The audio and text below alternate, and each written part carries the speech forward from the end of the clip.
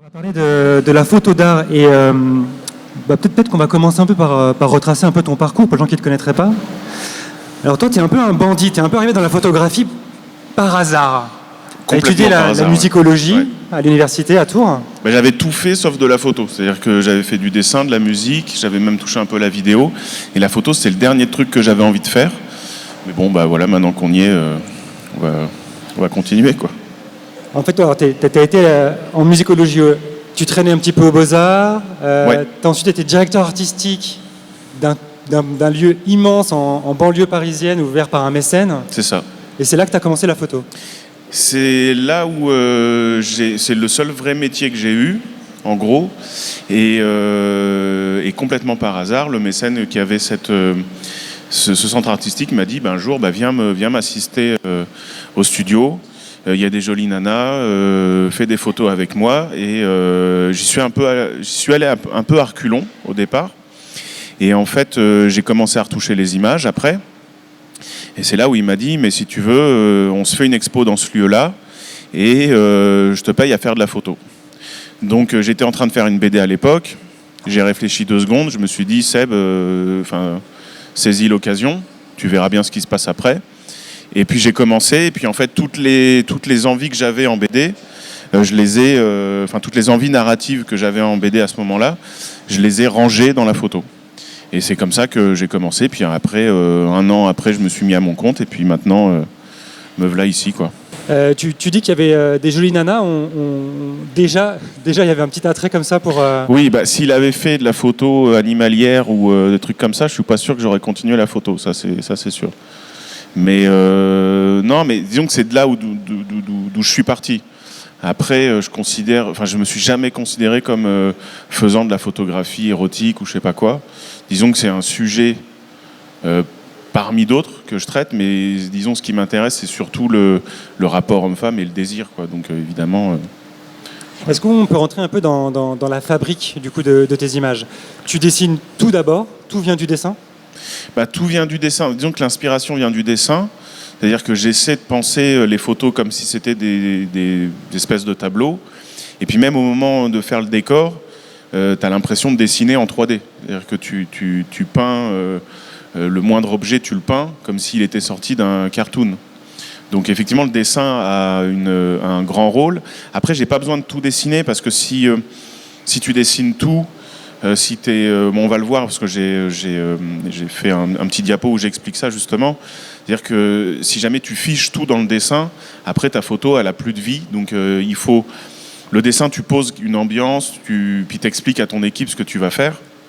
Mais après, heureusement, tu t'en éloignes à tous les moments. C'est-à-dire au moment de la fabrication, tu t'en éloignes, puis au moment du shoot, au moment où il faut faire prendre vie à l'image, tu t'en échappes aussi. Donc c'est une base, quoi. C'est un repère, le dessin.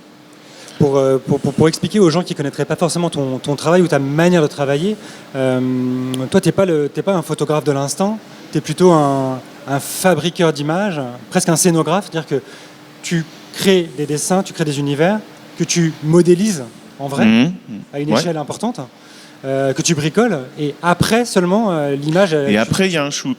Mais ça ne m'empêche pas d'avoir la sensation...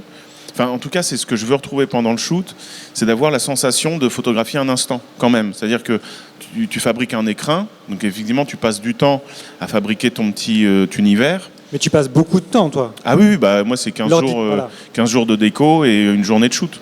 Donc j'ai plus souvent une perceuse à la main qu'un boîtier, ça c'est sûr. Ouais. Mais ça n'enlève pas l'instant, c'est-à-dire que ça n'enlève pas la spontanéité. Et puis de toute façon, tu dois gérer de toute façon le chaos humain pendant le shoot. Et surtout, tu dois...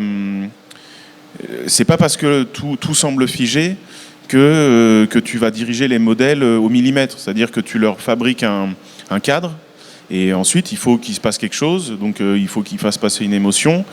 Puis ce que tu avais prévu au départ fonctionne rarement. Donc à un moment donné, il faut bien que tu shootes exactement comme si tu shootais des gens dehors ou en séance normale.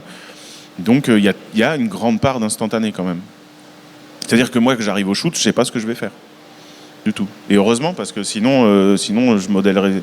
Enfin, je ferais que de la 3D, au pire. Tu vois, si j'avais une idée précise... Comment tu choisis tes modèles ? Au début, je regardais pas trop, c'est-à-dire moi j'avais besoin de modèles, donc je photographiais tout le monde. Et ensuite, plus ça va et plus tu as besoin de préciser parce que tu t'affines un petit peu ta lame et donc tu as des besoins précis en termes de personnages.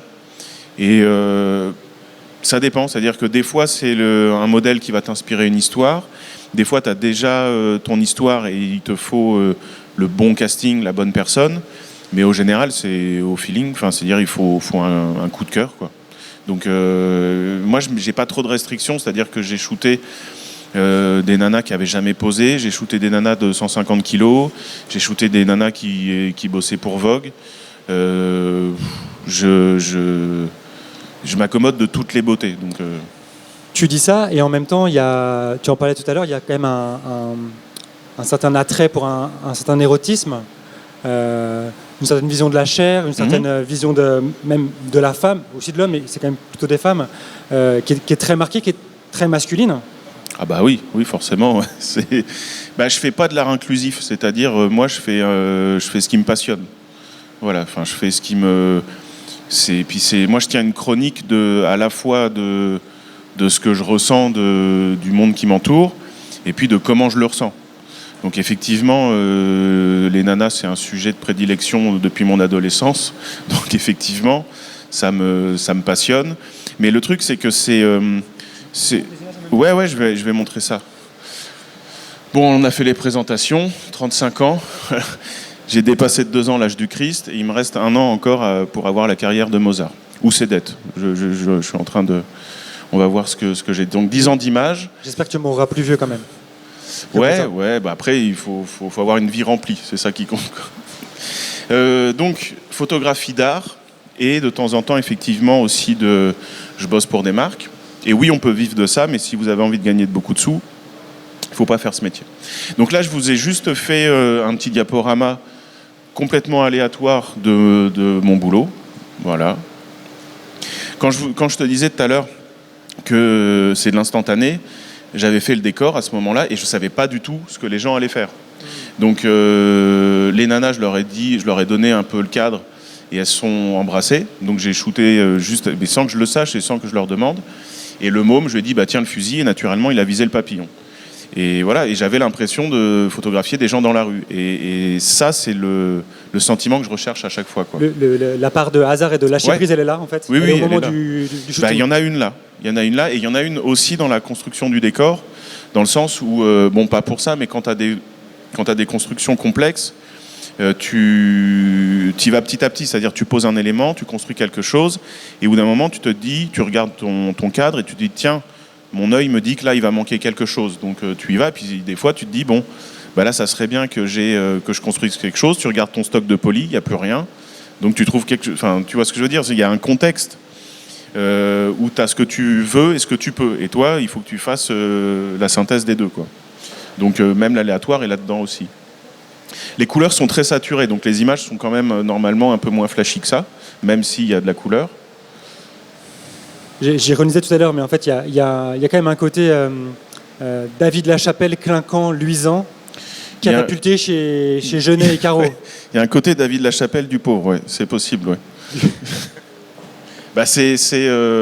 C'est nos mythologies, c'est-à-dire qu'effectivement, David Lachapelle lui compose avec ses mythologies américaines. Et moi, j'essaie de faire ça, mais avec nos propres références picturales, quoi. Donc là, c'est un boulot, un exemple de taf commercial pour la marque Lilith. Donc vous voyez que ça ne s'éloigne pas trop de ce que je fais d'habitude. J'ai un avantage, c'est que les gens viennent me chercher aussi. Elle est juste habillée, en fait. Voilà, c'est juste qu'elle est habillée, puis il faut le seul cahier des charges, c'est qu'on voit les fringues, quoi. Ça, c'est ma toute première image. Voilà. Donc je crois qu'il n'y a qu'une source et pas de décor. Donc j'ai commencé en chinant des corsets bidons chez Emmaüs. Il y a un fond photo sur lequel il doit y avoir du jaune d'œuf, des confitis, de l'huile, des trucs comme ça pour lui donner un peu de texture. Et puis voilà.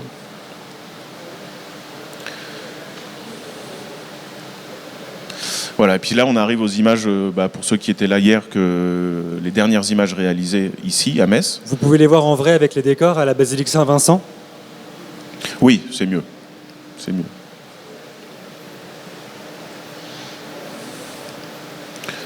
Donc voilà, en gros, ça c'est les dernières productions.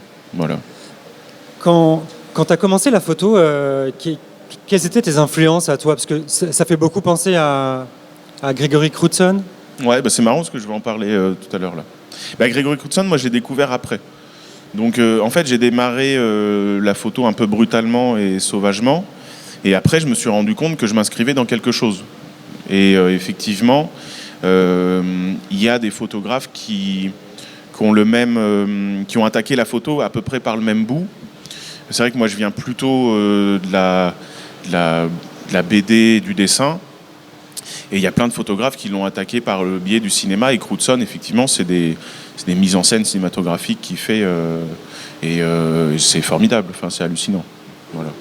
Donc, mais le premier à m'avoir donné envie de faire de la photo, c'était Jan Sodek. Voilà, parce que déjà, ça me faisait rire. Je trouvais qu'il y avait une immense tendresse. Et il y avait de la mise en scène. Et il y avait des couleurs. Lui, il colorisait par-dessus. Mais je trouvais que c'était éclatant, quoi.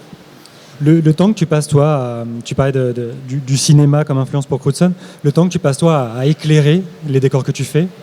Parce que ce qui est sympa à la Basilique Saint-Vincent, c'est ça, on voit les décors en carton-pâte, en polystyrène, qui ne pèsent rien, comme ça, qui sont vraiment très bricolés, c'est génial. Oui, mais on voit aussi la photo qui est derrière, et du coup, on voit la part liée à l'éclairage et à l'univers qui se crée comme ça. Ça représente quoi pour toi cette partie-là? C'est énormément de travail. L'éclairage, je prends beaucoup de temps et c'est très difficile d'éclairer une scène sans le modèle. Donc en fait, je fais une base, c'est-à-dire que un bon éclairage, ça n'existe pas. Un bon éclairage, c'est celui qui va correspondre à l'histoire que tu as envie de raconter. Donc il y a des choses assez évidentes quand tu prends par exemple cette image-là. Il y a des choses évidentes, c'est-à-dire que tu sais qu'il y a un éclairage qui va venir de l'usine, tu sais qu'il y a un éclairage qui va venir du lampadaire, de l'extérieur de la fenêtre, et ensuite tu as juste une direction à donner. Donc quelque chose, tu te dis, là tu veux faire une espèce de grande lumière du jour, donc ça c'est assez simple, et après tout le reste, c'est soit de l'éclairage purement esthétique, c'est-à-dire que tu te dis, tiens, je vais décrocher le personnage en lui mettant un retour comme ça, ou soit c'est... imaginons que tu photographies une rue, tu te dis d'où viendrait l'éclairage dans une rue normale. Donc effectivement, c'est beaucoup de temps et je préviens les modèles, c'est-à-dire que j'ai besoin de ce temps-là, je les mets en place et puis je peux prendre 1 heure supplémentaire pour arriver à vraiment caler l'éclairage et un éclairage qui leur permette aussi de bouger, c'est-à-dire faut un truc qui leur laisse un peu de liberté et que le personnage prenne la lumière un peu sous tous les angles, quoi. Techniquement, tu fais tout à la lumière ou tu retravailles derrière? Parce qu'il faut explique combien de clichés tu prends pour réassembler, avoir une seule image comme ça. En fait, sur une image comme ça, en gros, c'est découpé en 3 parties. Ça veut dire que là, je me suis concentré sur l'image centrale avec les mômes et puis la Marianne et les 3 personnages. Ensuite, j'ai shooté l'usine et ensuite, j'ai shooté la partie du toit. Donc, ce qui me permet déjà de me concentrer sur la direction de modèle pour pas avoir tout le monde en même temps bien. Ça me permet aussi d'avoir une grande définition de l'image. C'est-à-dire que, comme moi, je les pense comme des grands tableaux. Donc là, le fichier, il fait rien que le fichier Photoshop fait 2 mètres, tu vois. Donc ça veut dire que je peux largement doubler sans qu'on perde en qualité. Et donc il y a ça. Et puis si jamais je manque de lumière, c'est-à-dire que si j'ai des éclairages ponctuels, je peux déplacer des sources d'un endroit à l'autre, quoi. Donc la partie Photoshop sur une image comme ça, c'est ça. C'est-à-dire qu'il faut que j'assemble mon puzzle. Mais j'ai une image tout à l'heure où il y a l'avant et après retouche. Et au final, il n'y a pas plus de retouches que sur une image lambda, c'est-à-dire il y a un peu de contraste. S'il y a des choses à révéler qui existent déjà, je vais les booster un peu. Mais sur les 3 images que j'ai fait à Metz, j'ai quasiment rien fait. Voilà, il y a juste du contraste, un peu de colorimétrie. Mais on a tellement veillé à ce que l'éclairage soit précis qu'au final... elles étaient bien comme ça, quoi. Est-ce que ta pratique a bougé par rapport à ça, lié à l'expérience? Ouais, ça a bougé beaucoup. Disons que petit à petit, je deviens photographe. C'est-à-dire que j'ai commencé, j'étais vraiment en mode sauvage, et puis mon outil, avant de toucher un appareil, j'ai touché Photoshop. Donc au début, j'avais tendance à repeindre beaucoup, et au final, plus ça allait, plus j'ai trouvé un intérêt à faire des images plus, on va dire, plus brutes et plus vraies, et parce que aussi ma technique avançait, et j'arrivais un peu mieux à éclairer mes personnages. Et donc ce qui fait qu'aujourd'hui, mon idéal, c'est... ça se trouve, dans pas longtemps, je vais faire une série à l'argentique, je sais pas. Mais mon idéal, c'est ça. C'est-à-dire que j'ai quasiment rien à faire, et tout ce que tu peux faire dans le shoot, tu le fais pendant le shoot. Voilà. Qu'est-ce qui fait que tu n'as jamais sauté le pas, toi qui viens de la BD, vers l'animation? Parce qu'on sent la volonté de créer un univers tellement fort. Tu n'as vraiment pas envie qu'ils bougent, ces personnages. Si, mais le problème, c'est que déjà, vivre de la photo, faut se lever de bonne heure. Alors vivre de l'animation, moi je veux bien, mais à un moment il faut que tu me fasses les courses, quoi, parce que c'est évidemment, moi ça fait des années que je rêve de voir bouger tout ça. Cet été, j'espère que je vais pouvoir le faire. Le problème, c'est comme je suis têtu et que j'ai pas envie de m'encombrer d'une boîte de prod ou d'un truc comme ça, il faut que je finance tout moi-même. La rentabilité d'un court-métrage, c'est 0, voire en négatif. Donc c'est une production purement plaisir et purement passionnelle. Donc il faut que je trouve le temps, et il faut que je trouve le financement pour le faire. J'espère que cet été, ça va se faire. Mais évidemment, enfin, moi, mon rêve, c'est que de voir tout ça bouger, puis de remettre tout ça en musique, ça me permettrait de refaire un peu de musique, puis de les faire parler, quoi. Dans tes photos, il y a beaucoup de narrations, alors je ne sais pas si elles sont avortées ou si elles naissent, mais de choses comme ça qui ont eu lieu, qui vont avoir lieu, beaucoup d'indices, beaucoup de clins d'œil que tu donnes aux spectateurs, qui voient des choses ou pas, qui se racontent des histoires. C'est plus facile de figer ça et d'avoir une narration qui s'amorce ou qui s'éteint là, mais sur une image figée que sur une image en mouvement pour toi aussi, ou pas? Disons que c'est... moi, c'est l'avantage que j'avais en faisant de la photo, c'est-à-dire que c'était restreint. Dans le sens où tu es obligé de caser beaucoup de choses dans un endroit très réduit, qui est un instantané. Et donc, ce qui fait que quand tu as envie de raconter une histoire, la photo va resserrer ton flux. C'est-à-dire comme si tu avais, tu vois, quand tu presses le doigt sur un tuyau, tu vois, tu concentres la pression. Ce qui fait que la photo, pour ça, il y a quelque chose de génial, c'est que toi, tu te racontes une espèce d'histoire floue, tu mets les éléments en place, et d'un coup, dans une seule photo, tu as un condensé de littérature, quoi, on va dire. Et ça, la grammaire de la photo, pour ça, est extraordinaire. Et puis, c'est le propre même de la photo. C'est-à-dire que tu as l'impression de déranger des gens. C'est-à-dire que tu arrives, tu te dis, mais qu'est-ce qui s'est passé avant? Tu ne sais pas ce qui va se passer après. Et c'est là toute la puissance narrative de la photo, c'est que ça permet de cristalliser beaucoup de choses en un instant, quoi. Tu dois t'imposer des limites dans tout ça, parce que tu disais que tu pouvais passer 15 jours sur un décor pour faire une journée de shooting.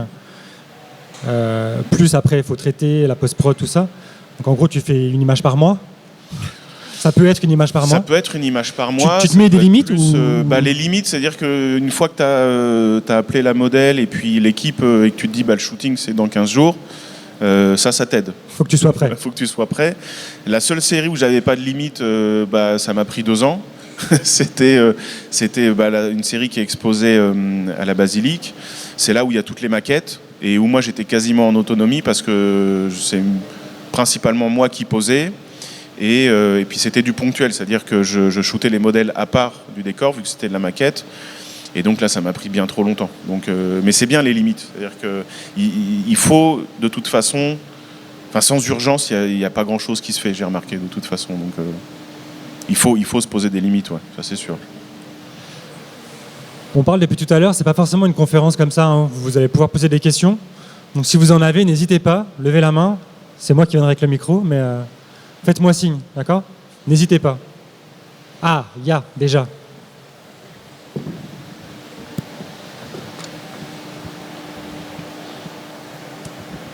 Bonjour, je m'appelle Richard. Je suis pas d'ici, je viens de Reims. Et du coup, je me suis rendu compte que j'étais bien ignorant de l'histoire de Metz. Et du coup, j'aurais voulu savoir si Sébastien était disposé à choisir peut-être une des images qu'il a créées là, qu'on voit à la basilique et qui nous explique voilà, qu'est-ce qu'il a retenu de l'histoire de Metz, qu'est-ce qu'il a choisi de mettre en valeur, de raconter, etc. S'il vous plaît. S'il te plaît.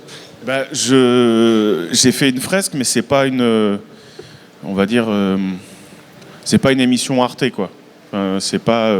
Il vaut mieux ouvrir Wikipédia. C'est pas Dardar. Voilà, c'est ça. Il vaut mieux ouvrir Wikipédia si on veut vraiment apprendre la vraie histoire de Metz. En fait, moi, le projet à la base, l'idée que j'ai depuis le plus longtemps, c'était de faire une série sur la France. Et en fait, en parlant avec Luc et Sandrine de Bout d'Essai, je me suis dit, mais ça se trouve, il y a moyen de contenir cette idée-là dans l'histoire de Metz, c'est-à-dire voir l'histoire de France à travers le prisme d'une ville et qu'on lise l'histoire de France à travers l'histoire de Metz et inversement. Donc j'ai découpé ça en 3 tableaux, en 3 actes. Le premier acte, c'est celle-ci. C'était juste, mais ça pourrait s'appliquer quasiment à l'histoire de France aussi. Ce qui me fascine dans l'histoire de Metz, c'est qu'on peut remonter beaucoup de strates civilisationnelles et beaucoup de strates de croyances. C'est-à-dire que moi, j'avais envie de faire une naissance de Vénus, tout simplement parce que c'est drôle de s'imaginer qu'ici, il y a eu d'autres divinités mises à l'honneur. Donc c'est pour ça que j'ai fait une naissance de Vénus en Moselle, parce qu'effectivement, c'est un grand site gallo-romain aussi. Il y avait de l'eau parce que c'est le départ très souvent des grandes... c'est la vie et c'est le départ des grandes cités qui se bâtissent autour de l'eau. J'avais envie aussi de symboliser les Romains mis à bas par les barbares qui vont devenir nous, les Francs, en gros. En gros, ça, c'est les clés de cette image-là. Ensuite, pour cette image-là, c'était simplement... l'histoire du Graouli m'a marqué, parce que c'est une légende qui raconte en gros, comme très souvent dans les grandes villes et les grandes régions, c'est comment le christianisme est arrivé ici. Et ça, c'est une légende qui s'inscrit là-dedans, dans la christianisation de la région. Et j'avais envie de traiter ça sous la forme de conte, voilà, d'un conte pour enfants, avec les chutes de dynasties qui s'accompagnent, c'est-à-dire on voit un roi déchu qui est incapable de défendre en gros sa population, et c'est comme ça que les civilisations, les dynasties royales s'enchaînent. Voilà en gros pour ce tableau-là. Il y a des motifs qu'on retrouve, je pense à alors c'est pas un Saint-Sébastien, mais ces personnages transpercés de flèches, on les voit souvent dans... Ouais, alors ça c'est une obsession, je sais pas pourquoi. Voilà, c'est certainement Saint-Sébastien qui m'a marqué quand j'étais petit. Mais ouais, je trouve l'image assez belle. Voilà, donc... Et pour cette image-là, en fait, c'était... je voulais, à la Fellini, quelque chose qui raconte à la fois l'entre-deux-guerres et à la fois l'après-guerre. Je voulais aussi quelque chose qui se rapproche des images d'Autodix, c'est-à-dire une sorte de foisonnement comme ça, un peu surréaliste. Donc c'était l'arrivée de la sidérurgie, la fin de la sidérurgie, le grand complexe usinier qui a quand même un peu donné la guerre aussi, donc qui a bien poussé les soldats à s'entretuer. La naissance aussi de nouvelles croyances républicaines qui ont remplacé les religions. Et puis la reconstruction, la fête, voilà, en gros. C'était et après il y a d'autres petits trucs, d'autres petits indices, mais en gros c'est l'histoire que je me suis racontée et qui effectivement c'est un peu aussi l'histoire de France, contenu dans l'histoire de Metz, quoi. Voilà. Est-ce que j'ai répondu à peu près aux questions ou pas? Tu parlais d'Autodix, c'est rigolo, t'as des symboles toi violents, mais on n'a pas du tout la violence d'Autodix. On n'a pas du tout l'âpreté de sa peinture. Non, disons que... Toi, tu es plus du côté de la rêverie enfantine, comme tu le disais. En fait, j'ai essayé de faire autre chose que du turc, mais j'y arrive pas. Donc, en fait, je me laisse influencer, mais au final, il y a ce que tu vas pouvoir... comme tu n'es pas influencé que par Autodix, ça va faire une synthèse un peu bizarre entre Autodix et le Club Dorothée, tu vois. Enfin, t'es obligé à un moment donné de faire feu de tout bois. Et donc moi j'ai pris d'Autodix que ce que j'étais capable de retransmettre après, quoi. C'est quoi tes autres influences? C'est la peinture flamande? Il y a la peinture flamande, évidemment, il y a Jérôme Bosch, il y a Bruegel, il y a toute la peinture romantique française, il y a toute la culture pop aussi, c'est-à-dire que les enfants des années 80, ils ont un pied un peu dans les deux mondes, c'est-à-dire qu'on a forcément une culture classique, et puis on a été quand même abreuvé d'imbécilité. Mais des belles imbécilités. Enfin, la culture pop est foisonnante. Elle est foisonnante de conneries et aussi de vraie beauté, quoi. Et donc, tu es obligé, quand tu veux produire quelque chose, de faire une synthèse de ça. Et donc, ça donne quelque chose d'assez singulier, où tu fais le grand écart entre des clips de Mylène Farmer, de Michael Jackson, et puis à la fois un tableau du 16e. Donc, c'est un peu tout ça. Et les influences, elles sont... J'en ai mis quelques-unes après dans le diaporama. Il y a un côté saltimbanque aussi. Il y a un côté clown triste. Il y a beaucoup de figures comme ça qu'on retrouve. Ouais. Bah après, ça, c'est des archétypes avec lesquels j'aime bien jouer. Au départ, ma première série photo, c'était sur du cirque. Et j'étais censé ne faire qu'une photo. Et après, je me suis dit, mais j'aime bien jouer avec ces modèles-là. C'est-à-dire que ce sont des clichés, des archétypes. Et c'est vrai que... moi, en gros, j'interroge le vrai et le faux en construisant que du carton-pâte. Et c'est vrai que ces personnages ce sont des balises culturelles pour tout le monde. Et c'est vrai que c'est des masques, des personas, comme on dit dans le théâtre, qui sont automatiquement identifiables et avec lesquels tu peux jouer et raconter une histoire comme un conteur, c'est-à-dire avec des grands archétypes comme ça. Et c'est génial. Enfin, pour moi, j'adore jouer avec ça. Ça amène du coup beaucoup de nostalgie à tes photos. Il y a un aspect comme ça qui fait appel à quelque chose, à un patrimoine commun, collectif, où on reconnaît des choses et qui nous rend nostalgiques. Bah, disons que ces archétypes-là, c'est des choses qui traversent l'histoire de l'humanité. On va dire que c'est des espèces de constances, quoi. Et c'est un peu tous des images qu'on a en tête. Et moi, c'est ce que j'aime dans la photo. C'est pour ça qu'on m'a dit, mais pourquoi, à la limite, tu fais pas du dessin? Pourquoi tu fais pas de la 3D? C'est que dans la photo, il y a quelque chose de très archaïque. C'est-à-dire que déjà, on se positionne devant l'image, et quand c'est une photo, on se dit, ça a existé. Peu importe, même si l'image est d'envergure fantastique ou complètement surréaliste, tu vois des gens photographiés, tu te dis, ça a existé. Et donc, déjà, c'est un instant. C'est un instant du passé, et de toute façon, la photo dans sa primordialité, c'est ça, c'est de garder un souvenir. Et donc la photo a quelque chose dans son essence de très nostalgique. Et c'est vrai que moi, c'est mon fond c'est le fond de la cuve, tu vois. C'est vraiment avec ça que je compose. C'est la mélancolie, le souvenir, le temps qui passe et la nostalgie. Et la photo a quelque chose de foncièrement nostalgique, ouais. Est-ce qu'il y a d'autres questions? Oui.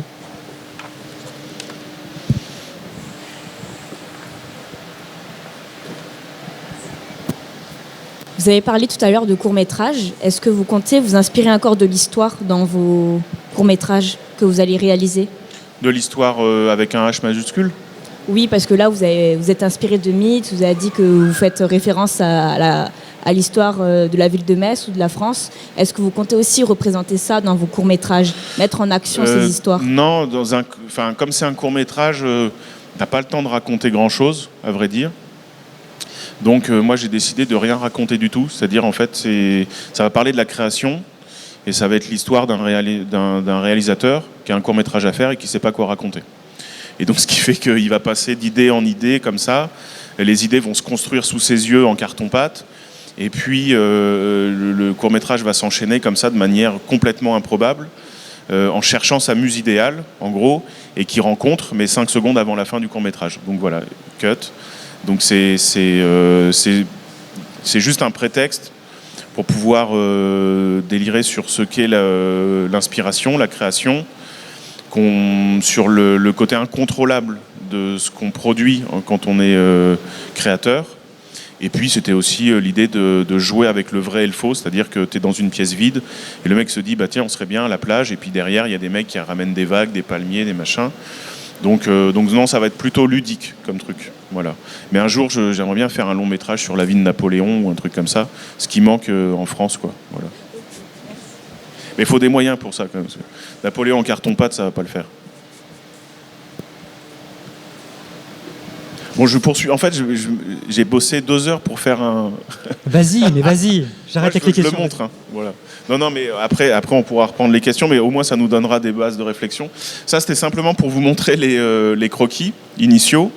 Donc, vous voyez que ça a énormément changé. Et comme on disait tout à l'heure avec Thomas, c'est que le projet est mouvant à chaque étape du truc. Tu fiches les choses en dessin, et après, tu arrives devant ton plateau. Tu allonges le mec et tu te dis, bon, bah voilà en gros ce que ça va donner. Après, tu fais un schéma un tout petit peu plus précis. Et après, tu construis le décor, en gros. Pareil pour cette image-là. En fait, de tout ce croquis-là, j'ai gardé que la scène du dragon. Et en fait, j'ai construit mon image autour de ça. Donc, dans le dessin, c'était un détail. Et en fait, c'est devenu le pivot central de l'image. Donc, vous voyez dans la construction petit à petit. Voilà, et ensuite ça donne ça, qui est le cœur de l'image. Pareil pour cette image-là, c'est l'image qui a le moins bougé, donc là vous voyez le décor en entier, et le croquis, lui, a pas...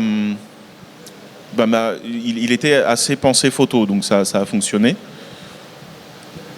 Là, c'était juste pour vous montrer quelques détails de la fresque.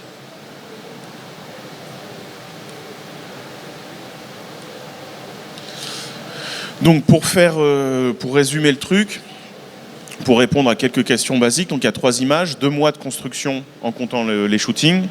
Donc en gros, ça a laissé, 17 jours pour fabriquer une image. Il y a une 60aine de modèles. Pour la construction, j'avais un assistant déco qui était là en permanence, avec Claire qui était en stage, plus des intervenants ponctuels. Évidemment, à chaque shooting, il fallait environ 3 ou 4... à l'équipe maquillage, coiffure, il fallait au moins 3 ou 4 personnes, un assistant lumière, plus Luc qui m'a à chaque fois aidé. Il faut énormément... il faut prendre soin des gens parce que tous les modèles étaient bénévoles. Donc ce qui compte, c'est qu'ils aient chaud et qu'ils aient pas faim. Voilà, donc c'est l'accueil de compte. Plus une très belle équipe making-of qui nous a fait le film. Après, ça, c'était juste pour vous montrer avec quoi je bosse. En gros, avec quoi, en gros, le décor a été fait. Donc ça, c'est mes outils de prédilection. Vous voyez, il n'y a pas beaucoup d'appareils de photo. Ma cote de Mario, du bois. Ça, c'est pour découper la viande. Il y a ça, plus des grosses journées de travail. Donc, ça, c'était juste pour vous montrer que finalement, ça n'a pas beaucoup changé. Ce que j'ai fait ici, ça reste dans la continuité de ce que je faisais avant. Sauf que c'était 4 fois plus gros, voilà. En gros, donc ça c'est juste pour vous montrer à chaque fois les décors que j'ai fait et puis les photos qui correspondaient. Ça c'était simplement parce que je fais toujours cette blague, ça me fait rire.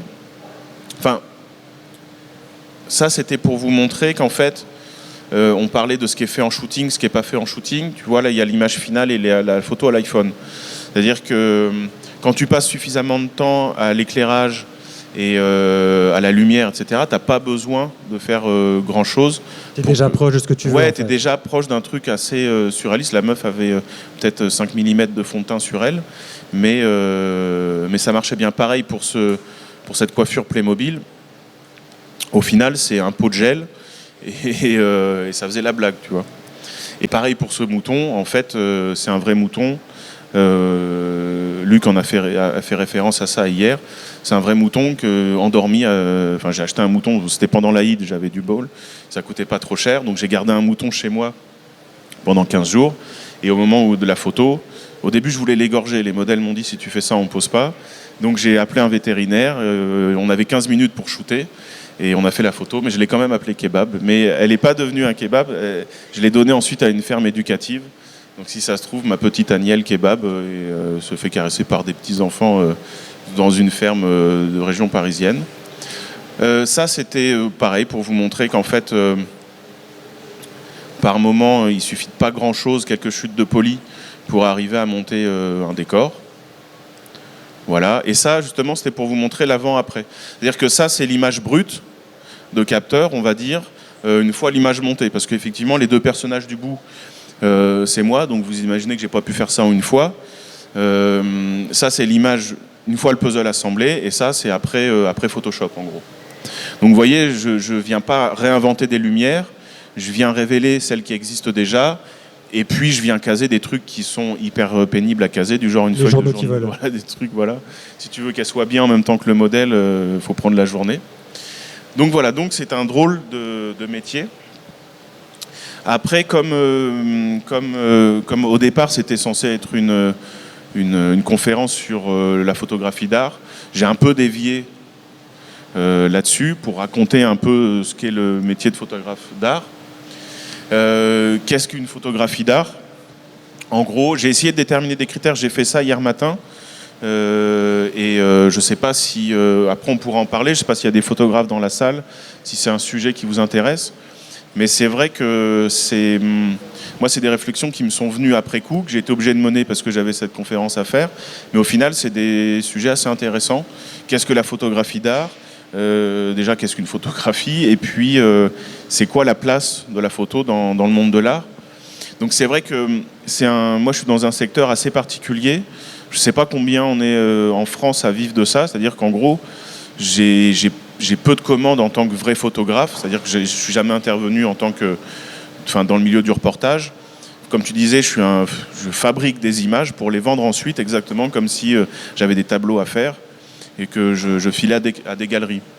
Donc c'est vrai que c'est une production d'œuvres destinée à un marché de l'art et qu'il y a une notion de limite. C'est-à-dire qu'en gros, tu produis des œuvres un peu comme si c'était un tableau et que, bon, là, il n'en existe pas un, mais il y en a 30 exemplaires au maximum.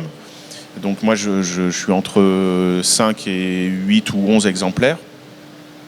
Et le deuxième... Tu passes par une galerie, du coup? Tu es représenté par une galerie? Au départ, j'ai pas mal bossé avec des galeries avant de m'apercevoir qu'elles sont souvent inutiles. Donc j'en ai quelques-unes qui bossent très bien. Et au final, au bout d'un moment, les gens ils viennent te voir à l'atelier, ils t'achètent des images. Donc les galeries, c'est bien quand c'est loin. Là, je vais certainement exposer à Tel Aviv.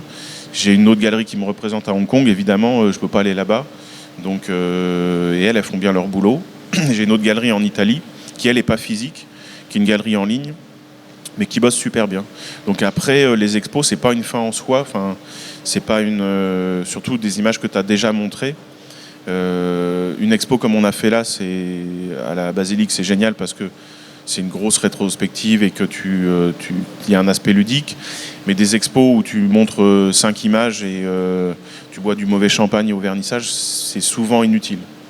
Donc effectivement, je préfère me concentrer sur la production d'images et puis laisser bosser quelques personnes qui font bien leur taf, quoi. Donc voilà. Et puis le deuxième critère d'une photographie d'art, évidemment, c'est que la matière première visuelle était réalisée par soi-même avec un appareil de prise de vue. Et en fait, je vous ai juste mis quelques artistes qui, pour moi, sont à la limite des arts visuels et de la photo. Donc, je ne sais pas si vous connaissez Oleg Dou, mais c'est quasiment que de la 3D, on va dire. Donc ça, effectivement, je pense qu'il y a maintenant, dans la photographie d'art, il y a vraiment 2 branches. Il y a ceux qui se sont servis de la photo comme matière première visuelle et il y a encore des photographes qui shootent soit à la chambre ou avec un processus vraiment plus classique. Et donc ça fait partie des gens qui bossent, on pourrait se dire c'est quasi de la photo, alors qu'ils se rapprochent plus des artistes numériques qu'autre chose. Ça, c'est un copain, Anthony Myrial, qui, lui, mélange ses propres shootings avec des incrustations de tableaux classiques.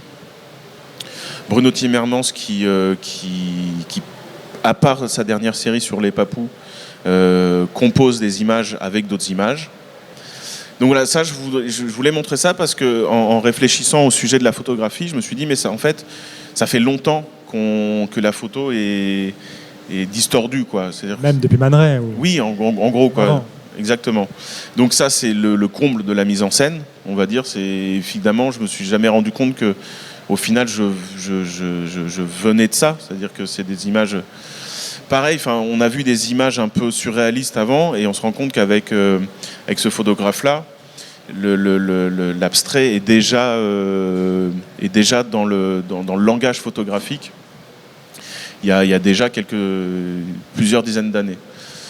Après, il m'est venu mais c'était tard, hein, donc je ne sais pas si c'est vrai, mais je me suis dit, mais en fait, la photo a toujours... Ça, c'est pour mes amis qui bossent avec des procédés consentants, mais la photographie, au final, a toujours été plus ou moins numérique, dans le sens où, dès le départ, on a cherché de toute façon à choper la matière visuelle et à la contraindre et à la défaire, en fait. Donc c'est pour ça que ça m'amusait de faire cette réflexion-là. Ça, c'était pour les sources d'inspiration. Puis tous les photographes auprès desquels je me sens assez en phase et assez proche, et pour lesquels j'ai une grande admiration. Donc il y a Sodek qui a fait de la mise en scène au fond de sa cave, avec pas grand-chose. Évidemment, il y a Eugenio Recuenco qui, pareil, du décor, de la mise en scène, des grands tableaux comme ça. En France, on a Rancinan aussi, qui s'amuse beaucoup à faire des grandes compositions comme ça. Il y a Désiré Dolron, qui a fait un grand pas aussi, qui a fait une grande recherche de jusqu'où c'est de la photo, jusqu'à quel point c'est encore de la photo et non pas des tableaux. Évidemment, il y a Erwin Olaf. Et puis Grégory Crewdson, dont on parlait tout à l'heure. Là, il faut s'imaginer que derrière, il y a une équipe de 100 personnes avec un hélicoptère qui te donne l'éclairage en top, etc. Donc voilà. Et puis, on a le grand Joel Peter Whitkin, pareil, qui fait des sortes de mise en scène. Voilà. Ce qui amène à un troisième critère. Évidemment, quand tu fais de la photographie d'art, et c'est ce que beaucoup de jeunes photographes n'arrivent pas à comprendre tout de suite, c'est-à-dire que si tu veux faire de ton métier la photographie d'art, il faut que tu aies un angle d'approche très très marqué. C'est-à-dire que tu es obligé de produire des œuvres immédiatement reconnaissables avec où tu as une prise de position très très forte vis-à-vis de ton média. Donc voilà, et donc un univers visuel très très singulier. Donc, ce qui m'amène évidemment à c'est quoi un univers singulier. Et là, on va parler des références. J'en ai mis en vrac, j'ai évidemment pas tout mis, mais j'ai mis quelques références. Évidemment, Jean-Pierre Jeunet, dont on parlait tout à l'heure, avec Jeunet et Caro dans leur film La Cité des enfants perdus. Il y a des trucs que tu as vus quand tu étais môme et que tu as détesté sur le Mary coup. Poppins. Voilà, Mary Poppins, c'est sur le coup, après coup, tu t'aperçois que ça t'a marqué et qu'en fait, c'est sublime. Là, il y a Jérôme Bosch. Vous voyez, le montage, je l'ai fait après la photo, c'est-à-dire que je me suis rendu compte que j'avais vraiment gardé ça en impression. Pareil pour ces personnages-là. Évidemment, je l'ai mis dans l'autre sens, mais c'est un tableau qu'il y a à Nancy. C'est un tableau de Friant. Et ça, pour le coup, c'est vraiment une inspiration directe. Vous voyez, il y a à la fois du classique et à la fois des influences musicales. Là, il y a le clip de Renaud qui m'avait beaucoup marqué. Il y a du Tom Waits, il y a du Michael Jackson, du Mylène Farmer. Voilà.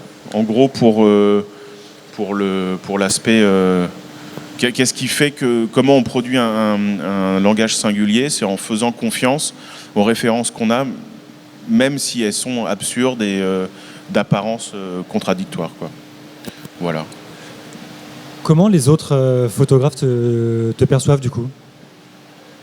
Parce que tu fais quelque chose de très particulier. Quels sont tes rapports avec eux? Comment ton point d'entrée si spécifique que tu défends et dont tu dis qu'il est nécessaire, comment il est perçu?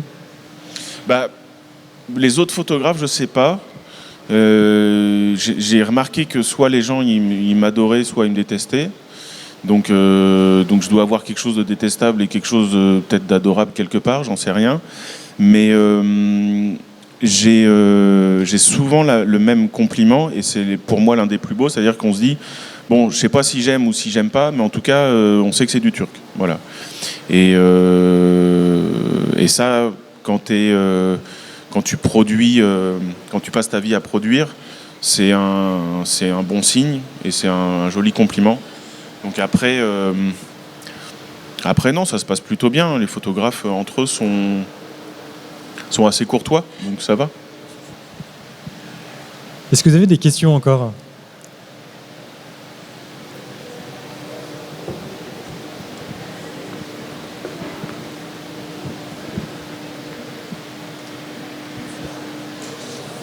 Qu'est-ce que vous comptez faire plus tard, après tout ce qui va se passer à Blida, et est-ce que vous comptez faire à nouveau une frise comme ça sur une autre ville ou sur un autre pays?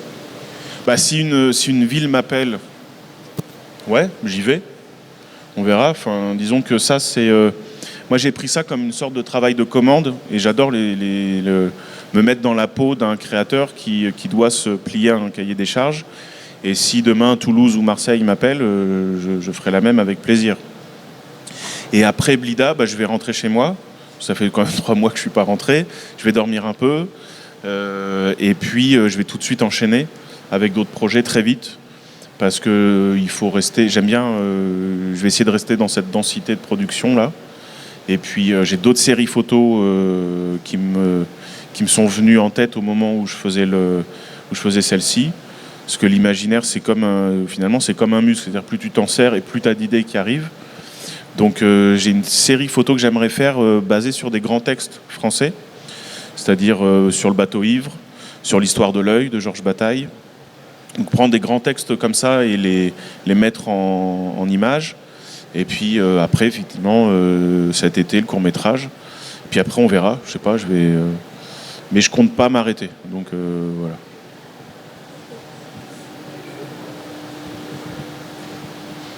Quelqu'un d'autre ?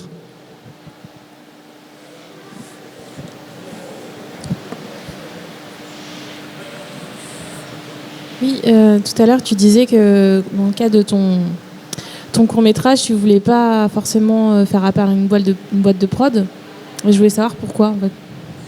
En fait, la temporalité dans le cinéma est très longue. C'est-à-dire que quand tu fais une photo, tu as l'idée, tu te mets à l'atelier, tu bosses, en 15 jours, elle est faite. Dans la temporalité d'un court-métrage produit, tu as l'idée, 1 an après, tu as des réponses, 1 an après, tu as le financement, et 1 an après, tu commences le shoot. Tu commences le tournage. Et en plus, le tournage, ils te disent, là, il faut le faire en 15 jours, parce que l'argent qu'on a, il faut le dépenser comme ça, comme ça, comme ça. Et ça fait beaucoup de contraintes pour un premier court-métrage. Et puis déjà, je suis même pas sûr que les gens veulent de mon film. La première fois où j'ai fait appel à des boîtes de prod, je leur ai envoyé mes croquis, ils m'ont dit non, on fait pas de dessin animé. C'est pour te dire à quel point les mecs ils avaient du mal à se projeter dans un univers fantastique. En France, on déteste le fantastique. Si je faisais un drame social sur un travailleur handicapé, truc comme ça, j'aurais certainement des financements, mais c'est pas mon créneau. Et effectivement, les producteurs ont beaucoup de mal avec le cinéma de Jeunet, par exemple. C'est pas pour rien qu'il a du mal à faire ses films ici. Donc je veux pas m'encombrer de crétins qui vont rien comprendre au début. Je composerai avec eux quand j'aurai un peu plus de temps et puis surtout un peu plus de crédit. C'est-à-dire que j'ai horreur d'arriver en quémandant. Donc je vais faire mon truc dans mon coin comme je fais d'habitude. Et une fois que j'aurai fait ça tout seul, éventuellement, les gens, soit ils m'appelleront, soit j'irai les voir en disant voilà, j'ai fait ça tout seul. Si tu t'associes au projet, voilà où on peut aller. Mais la bataille pour l'indépendance, quand tu es créateur, est assez importante parce qu'ils peuvent très vite te gâcher des projets. J'ai vu des projets se gâcher comme ça. J'ai un copain, Anthony Myrial, qui avait le projet de faire un truc sur Verlaine, sur Baudelaire. Et en fait, il y avait une boîte de prod derrière et le cinéma, la qualité artistique dépend tellement de comment la production est menée que c'est extrêmement risqué. Pour un premier truc, c'est extrêmement risqué parce que ils regardent la montre, ils regardent les chiffres et ils te disent non mais là cette scène-là, faut la faire en 2 jours. Voilà. Toi, tu avais prévu 1 semaine, c'était la scène clé de ton truc. Et c'est pour ça qu'il y a autant de films ratés aussi. Quand on va au cinéma, c'est que l'idée de départ était bonne. Ça se trouve, les gens qui bossaient étaient bons, mais la synergie qui doit exister entre les gens qui décident et les gens qui font, elle n'est pas bonne. Et généralement, ça donne des mauvais films. Ce qui est pas le cas à Hollywood. À Hollywood, c'est pour ça que c'est un cinéma que j'aime bien. C'est que les gens qui font et les gens qui payent, généralement, s'entendent assez bien. Et ce qui donne des films, au moins sur la forme, bien réussis. C'est qu'ils arrivent à trouver la bonne entente, quoi. Donc on verra, mais pour le premier court-métrage, en tout cas, j'ai envie de trouver des formes de financement autonomes, quoi. Voilà. Tes images sont très colorées. As-tu déjà envisagé de faire un travail en noir et blanc, par exemple? Ah non, pas du tout. Pas du tout. Ah non. Non, le noir et blanc me panique. C'est... je saurais pas composer une image et elle me ferait pas rêver. Et alors que j'adore en regarder. C'est-à-dire que l'un de mes photographes préférés, c'est Doisneau. Même si c'est cliché, c'est pour moi le photographe avec le maximum. Enfin, c'est comment contenir le maximum de tendresse dans un minimum d'images. Mais c'est des images que j'arrive pas à faire. Si tu passes les images de... Moi, j'adore les images de Guy Bourdin parce que il compose, c'est-à-dire que la couleur est un élément de composition. Et pour l'instant, non, pas du tout. Voilà. Mais qui sait, on verra, quoi.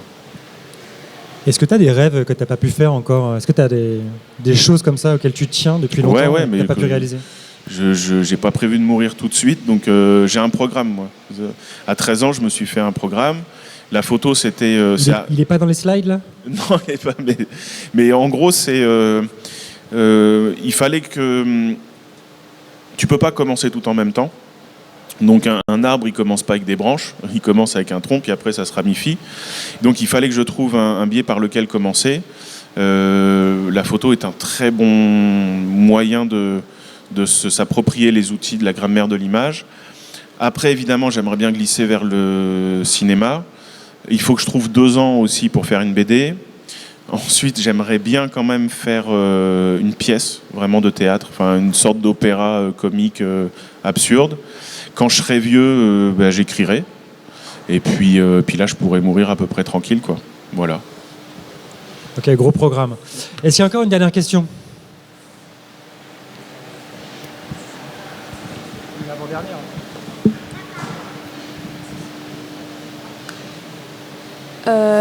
Donc là, il y a l'exposition. Et après, est-ce que la ville de Metz ou le territoire est intéressé pour valoriser les œuvres que vous avez faites? Non, le projet de départ, c'était ça. C'est-à-dire, on produit une œuvre et la ville s'en porte acquéreuse. Et c'est en discussion. J'ai encore eu un rendez-vous ce matin avec quelqu'un de la mairie. Et l'idée, c'est que je ne reparte pas avec l'œuvre, quoi. C'est qu'elle reste ici et que soit Metz Métropole ou la mairie l'achète et lui trouve un endroit où elle sera exposée de manière pérenne.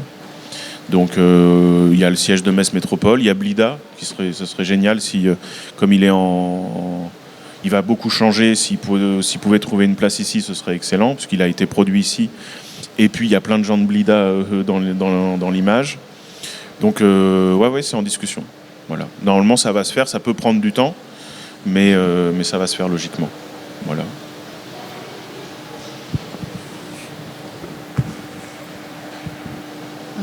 Dans le cadre de ta résidence, tu as été pas mal interrompu, je pense. Quelle est la part des avis extérieurs sur ton travail? Est-ce qu'il t'est déjà arrivé de déconstruire ce que tu étais en train de faire à cause de ces avis? Jamais. Alors là, jamais de la vie. Non. Les avis, il y a des avis qui comptent. C'est-à-dire, moi, j'ai bossé avec Ben, donc on regarde au niveau de la déco, évidemment, on se parle. Après, si tu écoutes tout le monde, la démocratie, c'est quand même nivellement par le bas. Donc si tu veux mettre tout le monde d'accord, tu arrives à un truc vraiment ras des pâquerettes. Donc dans l'art, il n'y a pas de démocratie. Donc c'est un régime autocratique avec discussion. Voilà, tu vois. Et puis c'est comme ça qu'on fait des belles choses. Puis c'est comme ça aussi qu'on emmène les gens dans des terres un peu inconnues. C'est-à-dire, tu leur dis non, mais t'en fais pas, ça va être bien, ça va le faire. J'ai entendu ce que tu m'as dit, mais je t'écoute pas. Mais tu verras qu'au final, ce sera bien quand même. Donc, ça veut pas dire que j'écoute pas quand les gens me disent des trucs. Hein. Mais quand tu es dans une phase de création, faut écouter personne. Vraiment. C'est essentiel. Eh ben, merci à tous. Je vous propose de continuer ce VD des questions. Il est super sympa et disponible, vous avez vu. Donc, on est tous là. La prochaine conférence, c'est à midi avec Joël Nepper. Donc voilà, à tout à l'heure.